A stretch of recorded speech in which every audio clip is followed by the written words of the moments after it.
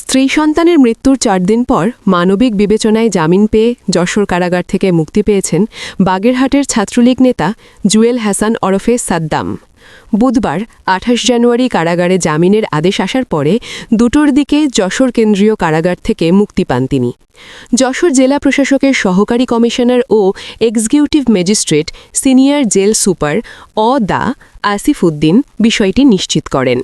এর আগে ২৬ জানুয়ারি হাইকোর্টের একটি ডিভিশন ফৌজদারি বেঞ্চ তার ৬ মাসের জামিন আবেদন মঞ্জুর করে আদেশ দেন।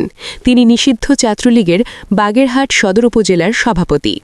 সাদ্দামের স্বজন ও কারাসূত্রে জানা গেছে ২০২৪ সালের ৫ আগস্ট আওয়ামী লীগ সরকারের পতনের পর গোপালগঞ্জ থেকে গ্রেফতার হন জুয়েল হাসান সাদ্দাম। বাগেরহাট কারাগার থেকে ২০২৫ সালের ১২ ডিসেম্বর যশোর কেন্দ্রীয় কারাগারে স্থানান্তর করে কারা কর্তৃপক্ষ। গত শুক্রবার ২৩ জানুয়ারি বিকেলে বাগেরহাটের বেখেরডাঙ্গা গ্রামে সাদ্দামের নিজ বাড়ি থেকে তার স্ত্রী স্বর্ণালীর ঝুলন্ত মরদেহ এবং পাশের ৯ মাস বয়সী শিশুপুত্র নাজিমের নিথর দেহ উদ্ধার করে পুলিশ। পুলিশের ধারণা, বিষণ্ণতা থেকে সন্তানকে হত্যার পর স্বর্ণালী আত্মহত্যা করে। গত ২৪ জানুয়ারি প্যারোল না পাওয়ায় সাদ্দামের মৃত স্ত্রী ও শিশু সন্তানের মরদেহ অ্যাম্বুলেন্সের যশোর কেন্দ্রীয় কারাগারের গেটে নিয়ে যাওয়া হয়।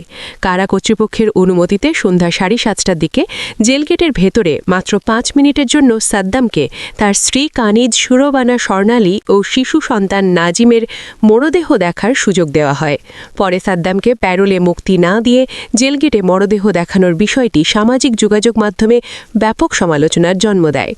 এদিকে সন্ধ্যায় জেলা প্রশাসকের সহকারী কমিশনার ও এক্সিকিউটিভ ম্যাজিস্ট্রেট কারাগারের অতিরিক্ত দায়িত্বরত কর্মকর্তা আসিফ উদ্দিন জানান, দুপুরে সাদ্দামের মুক্তি হয়ে গেছে। সব আইনি প্রক্রিয়া শেষে তাকে মুক্তি দেওয়া হয়েছে।